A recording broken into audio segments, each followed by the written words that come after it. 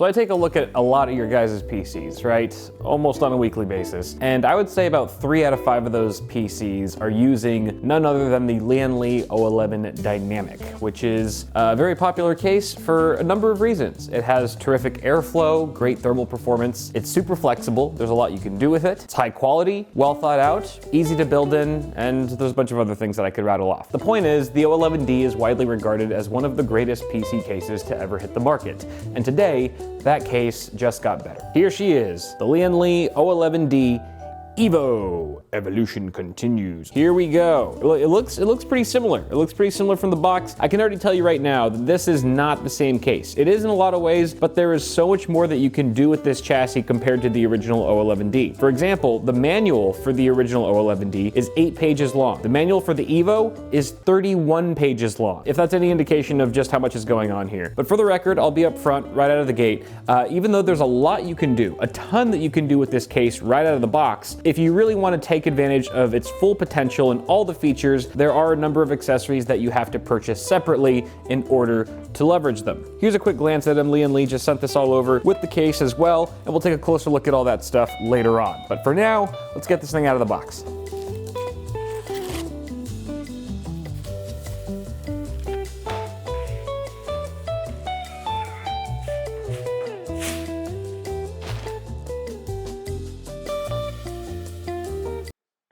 Before we continue, this video is brought to you by Manscaped, the global brand for men's grooming and hygiene products. There's no denying it. You're hairy. The last time a girl saw your junk, she thought Bob Ross had been resurrected. And she wouldn't still be traumatized today if you had picked up Manscaped's Lawnmower 4.0 body trimmer. It's waterproof, has a cordless charging dock, and features advanced skin-safe technology to reduce nicks and cuts, even on your delicate nether regions. It features 90 minutes of continuous use on a full charge, a battery life LED indicator, and a power button that when pressed 3 times enables a travel lock function. I would also suggest the Weed Whacker nose and ear hair trimmer before your gardener starts demanding more money. But let's face it, you're not just hairy. You also stink. You smell like brie cheese in a donkey's butt. Manscaped's Crop Preserver Ball Deodorant and Crop Reviver Ball Toner Spray keeps your testes smelling their besties. Quite frankly, you need all of these things, and they all come included in Manscaped's Performance Package 4.0. For a limited time, you'll also get 2 free gifts, the Shed Travel Bag and the Manscaped Anti-Chafing Boxer Briefs. Go to manscaped.com today to get 20% off and free international shipping, plus 2 free gifts when you use code BITWIT at checkout. Thanks again to Manscaped for sponsoring this video and making you tolerable. Now back to our regular content.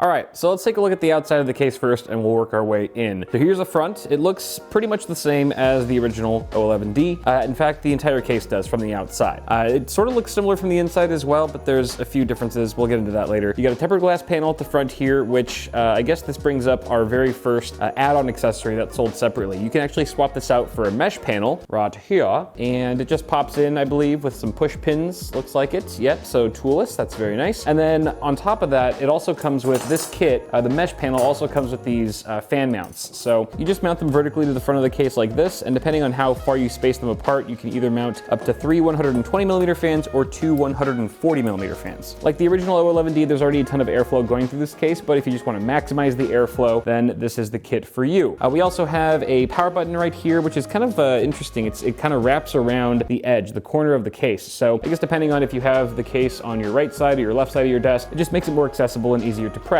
And it feels good, feels nice and solid, good quality. Just below that, you've got a reset button and 2 buttons for lighting control. There's built-in lights into the case, and you've got different colors and different modes or effects that you can do. And we'll take a look at that once the build is fully assembled in here. At the bottom of the case, we have our front I/O. We've got USB 3.1 Type-C, 2 USB 3.0 ports, and an audio combo jack. And this is actually modular, so you can actually move this either to the right side of the case up front, right here, or to the left side of the case at the back. So lots of options, very flexible, and I actually kind of like this position right at the bottom of the case versus the original ports that were right here, kind of on the front. It was kind of awkward because anytime you plug in like an external, let's say an external hard drive with like a cable, I actually have one that has a pretty short cable. It's an external SSD, and it just sort of hangs awkwardly. The cable that it came with isn't long enough for the SSD to rest on the desk, so it just sort of it gets suspended in midair. It's a little weird. It's also putting a little bit of strain on the USB ports. So I actually prefer the bottom ports, and the fact that you can switch it on either side as well is very handy. Tempered glass side panel on the left, that hasn't changed. Ventilated top, and then on the back here, we have a mounting point for a 120mm fan cut out for your rear I/O on the motherboard, and 1, 2, 3, 4, 5, 6, 7, 8 expansion slots that are horizontal. We'll talk more about vertical GPU mounting and even upright GPU mounting in this case later on. Cut out for your power supply. We also have our hard drive cage here, which is accessed from the very rear of the case. You just pop that off with a single thumb screw, and you have 2 trays for 2.5-inch or 3.5-inch drives. You can even swap these out. I believe you can do this with the original O11D as well, but you can actually swap the position of the hard drive cage and the power supply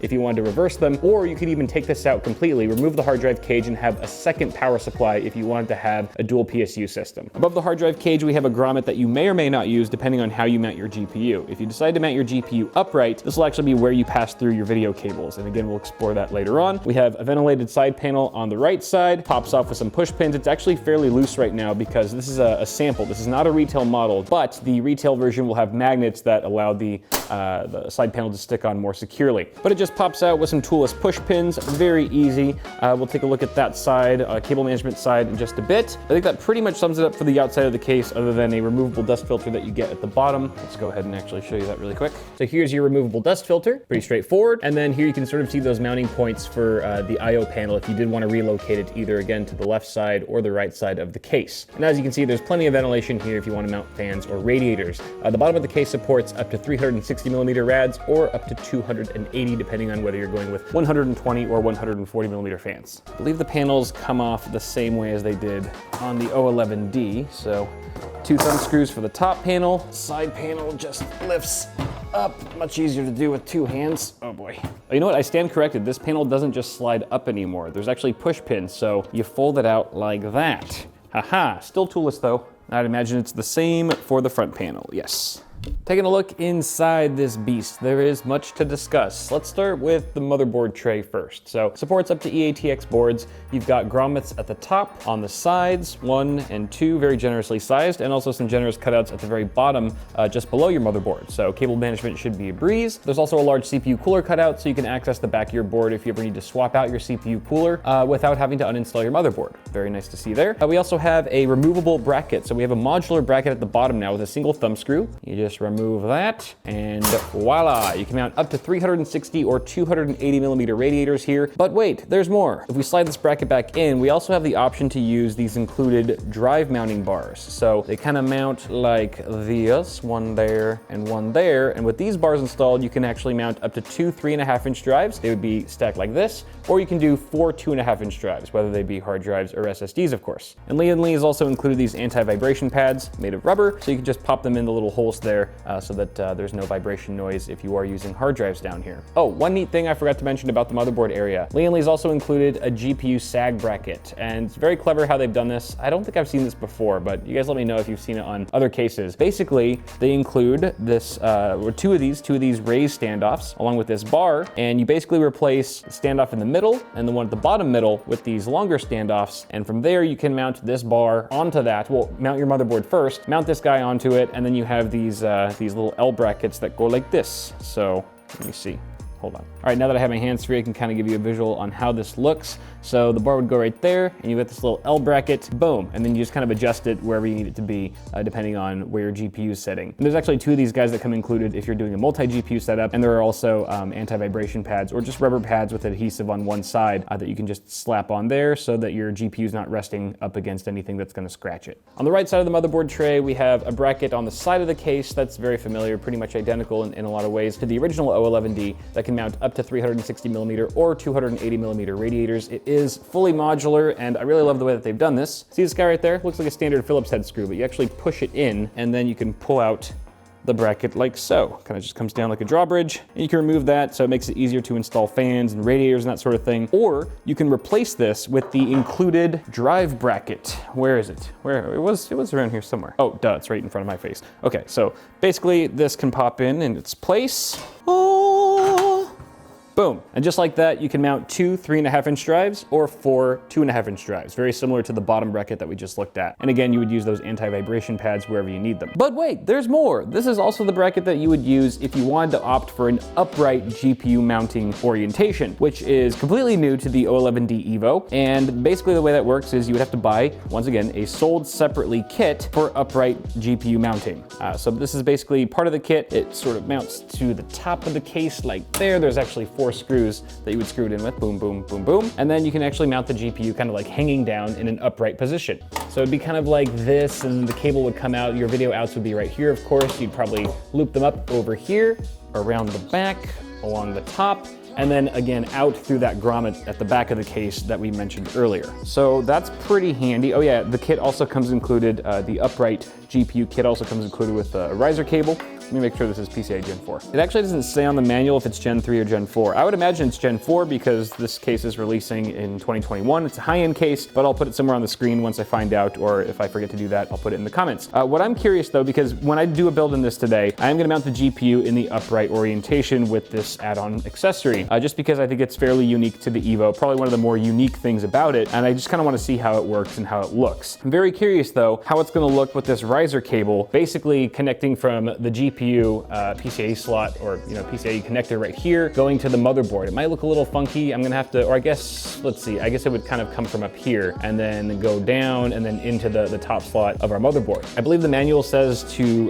sort of use cable ties to sort of cinch this together, kind of make it look a bit more tidy and so it's not so wide. But again, we'll have to see exactly how it looks when all is said and done. Carrying on with the back side of the case, we have a familiar looking bracket. It looks a little bit different, but still in the same location, where you can actually mount 2 SSDs or 2 2.5-inch drives, one here and then one here on the inside. You can see it's sort of got this zigzag shape going on like that. So the drives would be on opposite sides of each other. Very easy to remove. There's just 2 thumb screws, one at the top, one at the bottom. I've already loosened them, so it comes right out like that. And then behind the bracket, we've got tons of room for cable management. You can see some of our IO cables right there. And you can even see that we've got these brackets now that pop out. Boom, boom, with the little slits. So you can actually route some Velcro straps there to really cinch everything down, make sure that it's nice and tidy, and the side panel goes on without any issues. Even more room for cable management right above the hard drive cage, and again, this cage is removable. If you were only using a single PSU and you weren't using any drives inside of this cage, you would have a ridiculous amount of room for managing cables in here. It would just be kind of a no-brainer. You wouldn't really have to do much at all if you didn't want to. Just kind of shove it all in there and slap the side panel closed. But we all know that we're not that lazy, right? And of course below that is where your power supply would go, kind of on its side. And remember the side panel is completely ventilated here, so you would have plenty of airflow there. And there's a little riser here for the PSU to rest on, so it's not drooping, putting any tension on the case. 2 little things I forgot to point out earlier are the remaining 2 add-on accessories that you can purchase for this case. Again, sold separately, the first of which being an additional IO panel. So this is very similar to the one that's already at the front, bottom of the case, except it doesn't have the audio combo jack. So this would be used in addition to the existing IO panel at the front. So again, you could put this either on the left side or the right side of the case. And then the second add-on accessory would be this guy, the top IO option, top IO panel. So this would essentially replace this piece right here. And as you can see, it's got cutouts for some IO. But to use this panel, you would essentially have to relocate the front IO panel that comes included with the case. So that would just sort of route behind the motherboard tray and then up, boom, right at the top. So that would actually be really handy if you had this PC on the floor, which I don't suggest you do. Shame on you, but if you have to, whatever, you don't have a choice or something like that, it would be really inconvenient to access ports at the very bottom of the case. That would actually suck really bad. At this point, I think we're pretty much ready to start building in this thing. I know I'm pretty excited for it. Again, I'm gonna do an upright GPU configuration, which is gonna be again to the right of the motherboard. I think I'm gonna keep the tempered glass panel at the front here. I'm not gonna do the mesh. And after we're done building, we'll take a quick look at temperatures, primarily on our CPU and graphics card, to see if the thermal performance of the O11D Evo lives up to the original.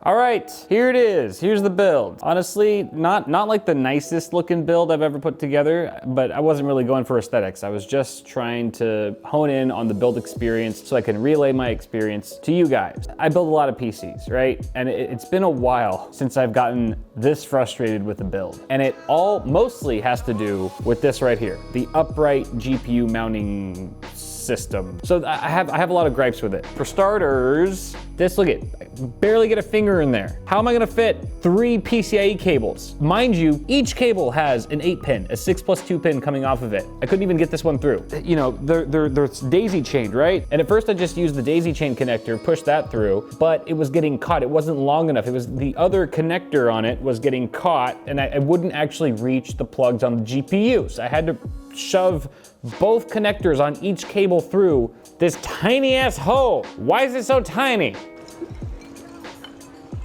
It was so frustrating. It took me like 15 minutes just to plug the cables into the graphics card. I was swearing like a sailor. It was very frustrating. And that's why you have this mess here. The other thing is that if you're gonna be mounting a GPU that's fat, a fatty GPU that's thick like this one, this is what, a 2.5 slot card? It technically only takes up 2 expansion slots, but it's like, you know, the cooler is about 2.5 slot. Then bear in mind that you're barely gonna have room for a 280mm radiator. This radiator right here, it's touching the graphics card. They're bumping uglies right now, and if this GPU was just a hair thicker, this would not fit. Oh, by the way, I didn't want to mount the radiator on the bottom of the case. That was not my intention. I wanted to mount it to the top. But the other thing about this upright GPU configuration is that it totally blocks 280mm radiators at the top of the case. There's no clearance for a 280 because the bracket, see, this is the thing. The bracket is technically 3 slots, so you could fit a 3-slot GPU in here. But because it's a 3-slot bracket, it's so thick that this part of the bracket, this end,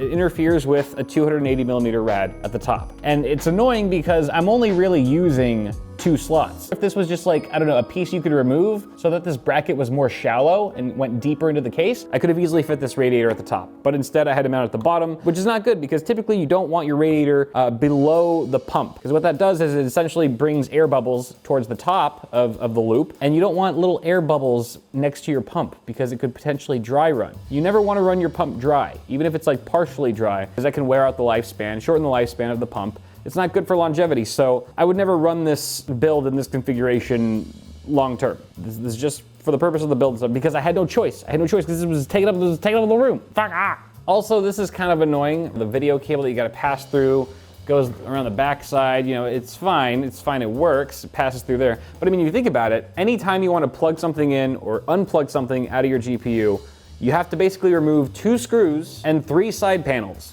just to plug something in, which is gonna get old real fast for most people. The other big compromise of having the GPU here is that it takes up case fan space. You'd ordinarily be able to mount 3 120s or 2 140s here, but you can't do that obviously when the GPU's here. And since I can't mount a second 140 here, by the way, it's not even that I can't mount a 280 rad with fans at the top. I brought the 140 out because I was like, oh, well, I gotta put the radiator at the bottom. That's cool, I'll just mount 2 140s at the top. No. This won't fit either. This won't fit. Again, if this piece was modular, just this end of the bracket could just be taken off. If you were only using a 2-slot GPU, I'd be able to fit this, but I can't. So I have 1, 2, 3, 4. I have 4 case fans. Have you ever seen this few fans in an O11D? I don't even think I've seen this few fans in an O11 Air Mini. And obviously, like, you could put fans at the front here if you had the mesh panel, but that's sold separately. That's more money you have to spend on what's already probably a very expensive case. Do I sound stressed? Good. Good. Also, the riser cable. The riser cable looks not great. I don't like it. I did my best to cable tie it where I could, and it still just doesn't look very good. I tried, you know, like, all right, maybe I'll route the 24 pin over it, kind of like block it a little bit. I mean, it blends in kind of nicely on camera and stuff, black on black. Lighting's not great, but it's just kind of an eyesore. The GPU does look pretty cool. It's unique, right? And visually, this is really the only visual thing that really sets this case apart from the original O11D. I mean, without this, if this was just mounted here, to the untrained eye, most people would just think, oh, that's an O11D. They wouldn't think like, oh, that's the new one. But in my opinion, the compromises and the pain in the ass, the headache, it's not worth it. It's not worth it unless you're custom water cooling. Because in that case, you would have most likely a single slot GPU, just, you know, the GPU PCB with a water block on it. It would drastically reduce the amount of space that this is taking up, which means you'd have more room for radiators at the bottom, although you would still have clearance issues with a radiator at the top. In the case's defense, another cool thing about mounting a custom liquid-cooled GPU is that it opens up this area of the case for runs. So you could do a lot of different kind of unique runs that you otherwise wouldn't be able to because the GPU would either be here or be mounted vertically right here. So it does open up the door to a lot of creativity, but I'm not doing a custom loop. I'm sure I would have had a lot more fun with this build if it was a custom loop. And I think that's kind of the moral of the story here. I'm not done with this video yet. We still gotta talk about the backside and temps and stuff, but I think I used this case for the wrong reason. This is not the type of build you should put in the O11D Evo. The O11D Evo is for custom loop PC builders who wanna get fancy, who want something really unique and they wanna get artsy with it. At the end of the day, this case, it is littered with features, but a lot of those features, the average user is not going to use. But it's all factored into the price of the case. You're gonna be paying for all these features, whether you use them or not. And with the build that I put in here today, I think it's very underutilized. I'm not leveraging all this case has to offer very effectively. And I think the narrative here would be a lot more positive if I was actually taking advantage of everything this case has to offer, because it offers a lot. Just a quick note about the bracket, the removable bracket. The original O11D didn't have a bracket. You just mounted the radiator or fan straight to the case. And I actually prefer that over the mounting bracket. The reason being, a case is heavy, generally, right? The O11D, the original one, it's a heavy case. It stays planted when you've got a big radiator assembly up against it and you're trying to screw it in from the other end, it just stays planted. The mounting bracket, especially like once you already have like your motherboard assembly mounted into the case, it's just kind of slipping, sliding around. It doesn't feel very stable. It was kind of annoying to like, all right, gotta like thread the screws and stuff. It just wasn't as seamless of a mounting experience, in my opinion. The other thing about the bracket is that it doesn't just plant straight into the case. It goes in and then it slides like half an inch to the left. Let's say I'm mounting a radiator at the bottom of the case. I'm pretty picky, I'm pretty particular of like where I want it mounted. It's like, it's gotta be just centered, right? Centered just right, so it's equidistant from the front and the back of the case. It's hard to visualize that when you're assembling everything outside of the chassis. So what I ended up having to do was sort of mount this to the bracket and then put it in the case, slide it over, and then kind of eyeball it. Be like, oh, it's off to the left, you know, half an inch. And then I have to like take it out, loosen the screws on the fans, slide it over half an inch to the right, tighten it back up, and then put the mount back in, or the bracket back in, and be like, okay, now it's good. So, you know what I mean? It's just kind of wasn't quite as intuitive as I'm used to seeing in the O11D original. One more thing about aesthetics, and another reason why I'm not a huge fan of the GPU mounted here, is that because you can't mount a radiator up here, there's just a lot of unused space, empty space, directly above the motherboard. And so you get this really like kind of obvious look at the grommet, which doesn't look all that great. There's like a lot of just bare steel, and it looks a little empty, quite frankly. You know, it's my obligation to call it how I see it. Not everyone's gonna agree with me on any of this. You know, it'd be disingenuous if I didn't tell you exactly how I'm feeling about this build right now and everything that I'm observing. So let's take a look at the back really quick. So some good things. Why don't we talk about some good things? Cable management, pretty good in this case. I mean, there's infinite amounts of room for stashing cables, right? I could have even had like sleeved extensions added on to all of these cables and still had plenty of room to stash away everything nicely. All right, back to the bad things. So this thing, I don't like it. It's annoying because they put the Velcro strap directly behind it. So when I'm tying things down, this is in the way. It's directly behind it. I'm just like, how comfortable does this look right now? Because it's not. It's not. And there's another one down here and another Velcro strap, again, directly behind it, just getting in the way of things. If these could just pop off really easy, like toollessly or something, even if there was a little thumb screw or something, wouldn't be a big deal. And then there's also this panel, right? What if you're not using this for drives? You're not mounting hard drives or SSDs back here, because that's something you can do with this panel. Where are the tie down points? I would have liked to see some tie down points. I mean, imagine if I had like a Corsair Commander Pro or something, right? With like 12 cables coming out of it, 6 fans, 6 RGB cables. There's no tie down points here. I mean, yeah, sure, you could just route them over to the right, but what if I want to route them down or route them up or anywhere else? It would have been nice if they thought that through and added some more cable management features to this panel to make it a bit more versatile. I'm not saying it's not versatile and it's not smart and clever that they've done this, you know, upright GPU thing, but I feel like this case is so extra that they kind of forgot about really little simple traditional things. So again, this case is a beast. It does a lot. It can do a lot. It's very flexible,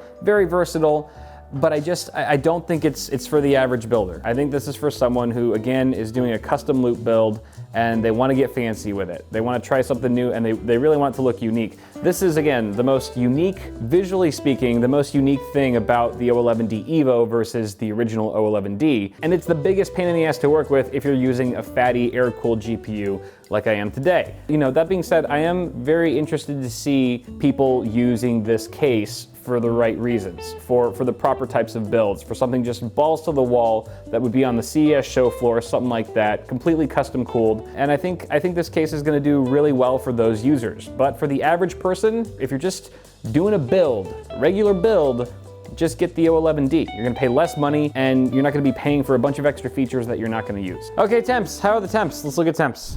Before we continue, this video is brought to you by the Corsair Xeneon 32 QHD 165 gaming monitor. Corsair's first display is a 32-inch 2560 by 1440 quantum dot IPS panel with a 165 Hz refresh rate and 1 millisecond response time, featuring seamless integration with Corsair iQ and Elgato's multi-mount system. For more information, click on the link in the description below. Okie dokie, jumping into some Halo Infinite. Been playing around 15 or 20 minutes. The GPU and CPU are fully heat soaked, and I haven't even told you guys what the specs are in this build. You know, I thought there was a 5800X, a Ryzen 7 5800X in here. It's actually a Ryzen 5 5600X. So I was actually hoping it'd be a slightly higher end CPU, so we could sort of get it toasty, get it a bit more toasty, get some more cores and threads in there to really tax the case. But it is what it is. 5600X is at 70%, 70 to 80% utilization, thereabouts. Well, it's kind of fluctuating all over the place, 60% at times, but nowhere near 100%. And we're getting around anywhere between 60 to 65 C is what I've been seeing so far, just at a glance. Our GPU is not doing so great. As you can see, we're hitting around 86 degrees Celsius right now at 95, roughly 100% utilization. And this is the RTX 3090. That we're actually using right now, the Asus ROG Strix RTX 3090 Gaming OC. So it is factory overclocked, but you can see there we're only hitting around less than 1900 megahertz, which I guess isn't too bad, but we would definitely see that go up quite a bit if we had significantly cooler temps. So what this tells me is that I have yet another reason to dislike the upright GPU orientation in this case, because again, if we didn't have that GPU there, we could install 3 more 120mm fans or a couple 280s, or 140s I should say, sorry, and I think temps would actually show a lot of improvement in that regard. Sorry, got distracted. Yeah, I mean, it's kind of a hot box right now. Again, we've only got those 2 140mm fans that are on the radiator right now. Those are our only intakes in this case at the moment. It's actually not surprising at all that we're seeing such high temperatures. I would imagine things would change and improve significantly if we were to use the optional mesh front panel kit and have a few more fans mounted at the front of the case. I'm not gonna do that right now. What I can do is remove the front panel. I'll just remove it entirely. I'll actually swap it out for the mesh and not install any fans, and we'll just see what it does to our GPU temps. Hurry, my team needs me. Suddenly everything's gone. Everything's gone. What the? Here it is. I got it. Boom. Bada bing, bada boom. All right, I have literally done nothing other than swap out the front tempered glass panel for a mesh one. No extra fans have been added, just simply opening up some airflow, some passive air, so that that GPU gets a little bit of fresh intake. And again, it's not even active intake, it's just more ventilated at the front now. Within seconds, our GPU has decreased. It has dropped 6 degrees roughly. We're at 80 C now. And you can see we are now hovering over we were hovering over 1900 megahertz. We're much closer to that. Yeah, we're doing 1900 now. 1900, you know? I mean, 6 degrees is not a small amount, especially when you're talking about going from 86 to 80. Imagine this with a couple fans slapped onto the front of the case. I think my hypothesis is right, and that we could probably get this GPU down to maybe 75 C if we were to add some fans to the front of the case. But, okay, we're at 79. 79, is it continuing to go down? Maybe it'll continue going down. Do I hear 78? CPU is still about the same. Our 5600X is still hovering in the 60s, low to mid 60s. I didn't expect that to change all that much because again, that's all getting its intake from the very bottom of the case. Swapping out the front panel wouldn't really change that much. Oh, we're at 78, 78C. 78C on the GPU. Oh, back up to 79. I'm gonna die. Okay, it's okay.